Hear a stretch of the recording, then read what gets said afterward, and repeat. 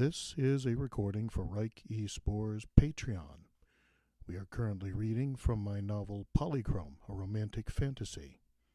This is Chapter 2. I snapped the computer case shut and locked down the screws. All set.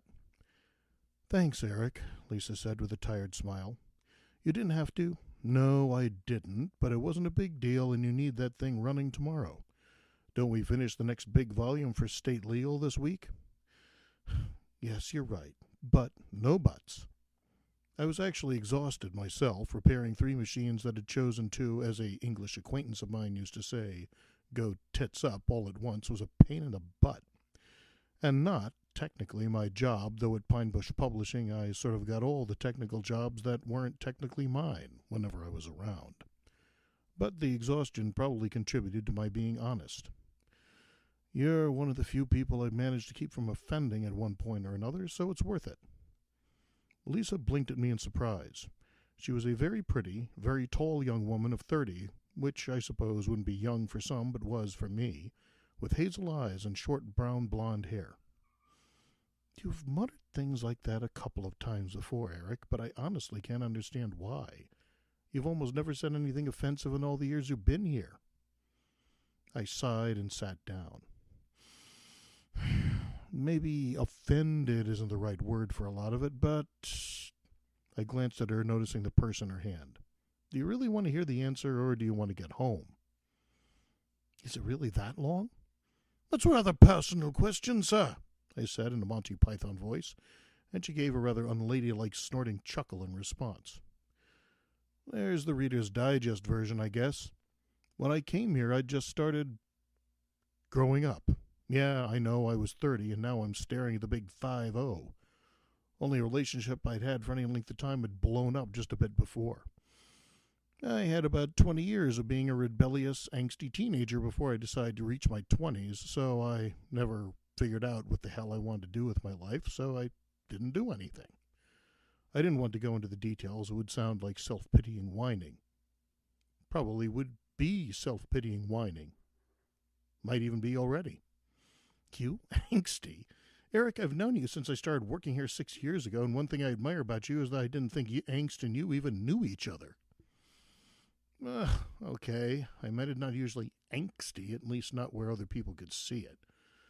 But interested more in having fun of the pretty quiet, geeky kind than doing serious work. And I shook my head. Never mind. I wouldn't have said anything about it if I wasn't so tired. I don't want to complain about my life. For everything bad, I've ended up with at least as much good. What's the point in stewing over it anyway? If you don't believe in things basically working out, you have a pretty bleak life, I think. I don't understand people who walk around thinking the world is a dark and lonely place. To quote something else you won't know. Lisa shook her head. You're right, I don't. But at least let me tell you that whatever anyone else thought you should have done, everyone here is damn glad you ended up working here. An opinion I intend to keep earning by doing the work I can do whenever I'm around. Now, get going. I'll lock up. All right. Will you be in tomorrow? I don't think you need me as long as these little monsters stay fixed. I'll see you Friday. She waved as she left. I grinned back and then went to wash up. The conversation had stirred up some of my old, rare regrets. Well, no, not rare, but rarely indulged. I generally didn't see the point in regretting things that were past, or at least of agonizing over them. Changing the past wasn't possible, and so going back over what I should have said or not have said or done was, well, like picking a scab off. There might be some strange fascination in it, but in the end you were just hurting yourself and interfering with the healing process. I locked up the offices and went out to my car, which didn't help because it used to be my father's car, which reminded me of the whole conversation again.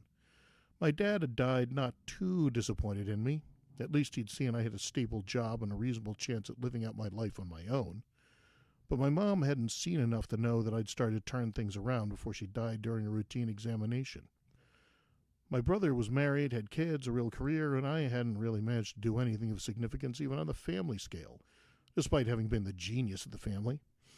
Not even a steady girlfriend, or these days not even an unsteady one. All the female possibilities in my small circle of friends had already paired up, and I had no experience of how to look. and a general gut-level aversion to looking in that sense. "Oh, bah! Cut this crap out," I said out loud to myself as I pulled out of the parking lot onto the Washington Avenue extension and turned right. "You did finally get your own life and a job you like, which is more than a lot of people manage. You don't have to work all that much because you got a big cushion you inherited, which even fewer people have." I managed a smile, which stopped feeling pasted on as I noticed the magnificent view dead ahead of me. 3 immense thunderheads towering over Albany. I love storms, always have, and these looked like they might be delivering a doozy to the capital region. "And," I continued to myself, "you may not ever have achieved your pipe dream of being a writer, but you still give people some fun through your imagination as a gamer, which, again, is more than a lot of people manage." A part of me would always feel I was a failure, I knew, but I wasn't going to let that part dominate. I had a decent life, and it was stupid and non-productive and ultimately self-destructive to insist to myself that I should have done something special, especially since that part of me wouldn't even be satisfied if I'd done everything my parents had hoped for. No, that part of me was the part that never finished growing up and wanted to change the world in the kind of way that simply didn't happen. There isn't any magic in the real world, I reminded myself, and then with a sudden grin corrected myself. Except that. That was one of the most magnificent rainbows I had ever seen, now looming over the city in the almost setting summer sunshine slanting over the city. Rainbows were pure magic to me, whispering in my mind of the Bifrost Bridge and Hermes on his messenger duties, of promises of gods and leprechauns and other things, some very near to my heart. And this was an amazing rainbow, fairly blazing against the dark undersides of the clouds beyond, a second nearly as intense bow paralleling it, a hint of a third visible at points. One end looked as though it came down in Water Vliet, the other much nearer, not far from the side of I-90, somewhere around Westgate Plaza. I drove homeward towards the brilliant arch, pretending I would be driving under it. Then I almost drove off the road as I realized 2 things. The setting sun was ahead of me, and so was the rainbow. And the rainbow was getting closer. Impossible, I thought, staring even as I forced myself back into one of the driving lanes. Rainbows are only visible with the light behind you. They're products of light reflected back at you. They're an illusion they can't ever be caught up to. If the rain got more intense, it might make a rainbow look like it was getting closer for a few moments, but look at that thing. The mighty rainbow's arch now rose so high I had to crane my neck to see it, while constantly glancing back down to make sure I didn't hit anyone. And the colors were so strong and real they obscured even the brilliant white of the thunderclouds' tops behind them. It's impossible, but I'm seeing it. And I found myself passing under the rainbow, one end disappearing in trees to the left, the other coming down not half a mile off. My God, it is in Westgate. I took the Everett Road exit at a dangerously high speed, considering the wet pavement, but the little Subaru only skidded a bit. More dangerous were the other gawkers. Most people might not understand why the rainbow can't get closer, or why it's only visible with the sun over your shoulder, but most people do know it can't happen.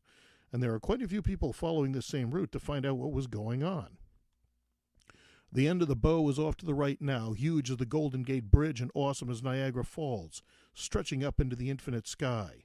I was at Central Avenue, turning, but now the bow was fading.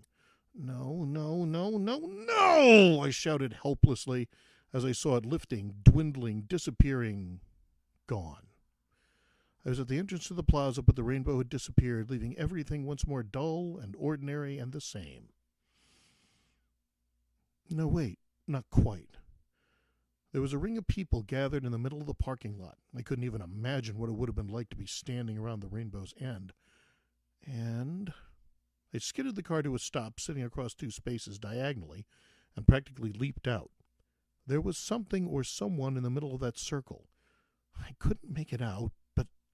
"Excuse me, sorry, let me through," I muttered as I bowled my way into the ring of spectators, which seemed to be at least 5 or 6 people deep by now. Whoever it was in the middle, it was a person. They were not very big, moving around a lot rhythmically, almost dancing. No, it can't be. I felt a terrible chill of awe and joy and terror that I might be utterly insane, that only grew worse as I drove through the crowd, Now, not even hearing the protest around me drawn forward, it simply wasn't possible. But there was a flash of violet blue eyes as she spun, laughing, answering some questions, a face seen in that moment of such beauty that I could not even imagine words to describe it. Golden hair drifting like rays of sunshine around a gauzy veiled body I didn't dare look at, hair bound only by a simple black cap and delicate feet dancing, moving, following a phantom music that seemed in turn to follow her own motions. I slowed and stopped at the edge of the crowd, unable to approach closer, for fear that to approach would shatter the impossibility into the dull awakening moments of morning. But the feelings could not be restrained, and I heard myself speak, my voice strained with wonder and awe and a pure, incredulous joy. "Polychrome?" I saw a radiant smile dawning on her face as she turned towards me. Then her gaze reached me and the smile faltered. It did not quite go away, but it was clear she'd been expecting someone, and that someone wasn't me. Well, big surprise there. Of course she wasn't expecting some over-padded, over-the-hill Oz fanboy. The real question, assuming I wasn't dreaming or totally nuts, was what the hell she was doing here at all. I couldn't remember any instance of Polychrome showing up outside of Fairy at all. She took a step forward, towards me, and even though the fading of the smile had thrown a little cold water on my original dizzying elation, just that motion brought a lot of it back. "Sir, do you know me?" "As surely as I know Dorothy and Ozma and Button-Bright, Lady Polychrome," I answered, feeling some faux formality would at least allow me to keep from babbling like a loon. Her lovely brow wrinkled, just a touch, as though she were thinking, trying to work something out. Then her face smoothed out and I caught a tiny movement of her shoulders, a shrug. "Then I must speak with you, sir. Might I know your name?"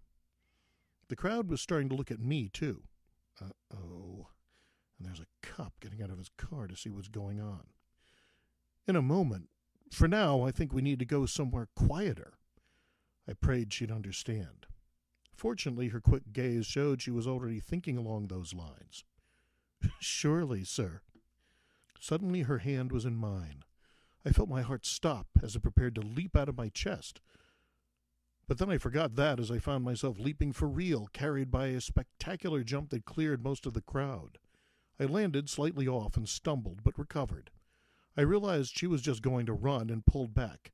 Given how easily she'd seemed to lift and carry me, I was startled by how suddenly she jolted to a halt, as though I'd been stopping a toddler. "Not that way. Here!" She blinked at the car. Of course, she probably never saw one in her life. But when she saw me yank open the door on my side, she simply nodded and leapt to the other side, pulling the door open and sliding into the passenger seat in a single fluid motion, like a leaf settling to the ground. Thank God I cleaned the car this weekend. It's still kind of messy, but at least there's room in the passenger seat. I started the engine and put the car in gear. The crowd had started to follow, but none of them seemed inclined to get in the way, and the cop was just running around this side of the crowd. I pulled out fast, heading for the main exit. For once, I was lucky with this light. It was pure green, and I went straight through. I could get into a maze of streets in that direction pretty quick, and this wasn't something I wanted to explain to anyone. I heard Polychrome give a delighted laugh as we accelerated, apparently enjoying the novel sensation of a self-propelled vehicle. Glancing in the rear view, I could see there was no cars following us. With the immediate crisis over, it finally began to sink in. What the hell have I just gotten into?